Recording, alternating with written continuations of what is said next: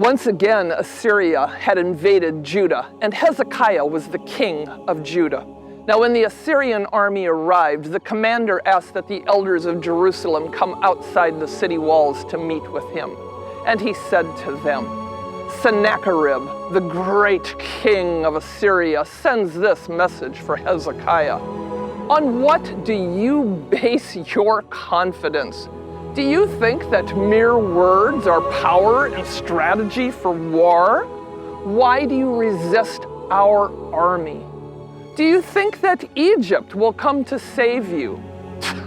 Egypt, that useless broken reed of a staff.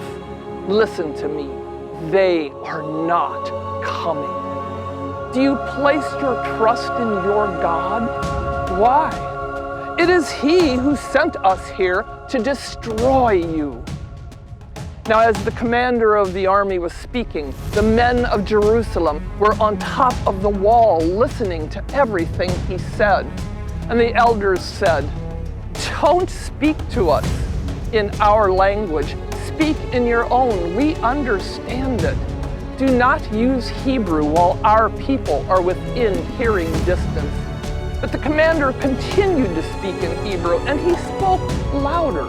He said to them, Do you think that my master sent me here to talk only to you, and not to talk to the people of Jerusalem? The people who, like you, will soon be doomed to eat their own dung and drink their own urine. And then he pointed to the men of Jerusalem, and he said, Listen to this message from Sennacherib, the great king of Assyria. Don't let Hezekiah fool you. He can't save you. And don't be deceived into trusting your God. We have crushed many nations, and none of their gods could save them. You will be delivered into the hands of Assyria, and there is nothing that your God can do to stop this. Make peace with me and surrender. And then you can eat from your own vines and eat from your fig trees and drink clean water from your cisterns until I come to take you to a land that is much like yours. A land flowing with grain and wine and bread and vineyards, with olive oil and honey, that you might live and not die. The people of Jerusalem, they listened to him in silence and gave no answer. Now when this report was brought to Hezekiah, he ripped his clothes, he dressed in sackcloth, and he went to the temple to pray.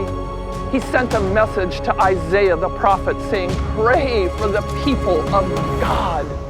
And Isaiah sent a message to him saying, Don't fear mere words. I myself will put a spirit upon him that he will believe a rumor, and he will take his army back to his nation. And Sennacherib, he will fall by the sword in his own nation.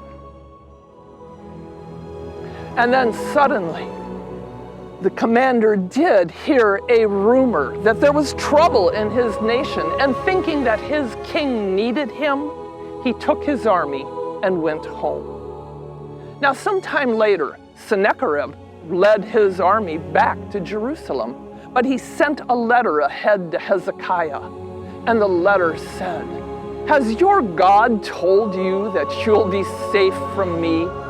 Don't believe him. I have crushed many nations and burnt their gods. They could do nothing to save their nations. What makes you think that your God will save you? Hezekiah took this letter to the temple. He rolled it out on the altar before God, and he knelt to pray. And then Isaiah sent him another message. But this message from God was not for Hezekiah. It was the message that God would send to Sennacherib. He said, Who do you think you are?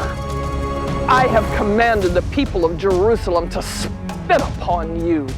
Who do you think you're mocking?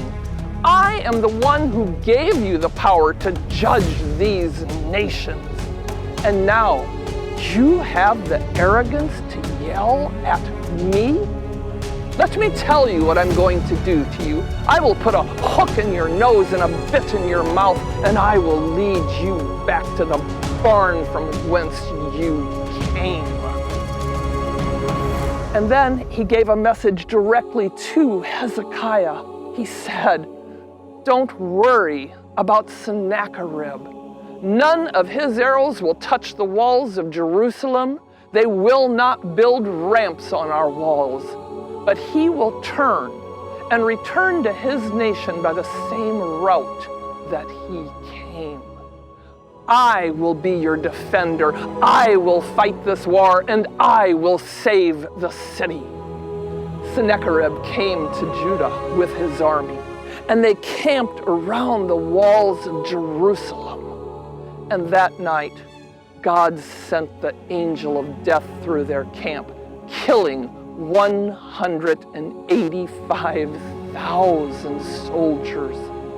Sennacherib woke up to an army of corpses. And he turned and went back to Nineveh by the same route that he took when he came. When he arrived, he knelt at the altar praying to his God. And years later, kneeling at that altar again, his two sons came in armed with swords and took the life of their father. And so it was that the prophecy of Isaiah was fulfilled, and Sennacherib, the mighty king of Assyria, was dead, and Jerusalem was at peace.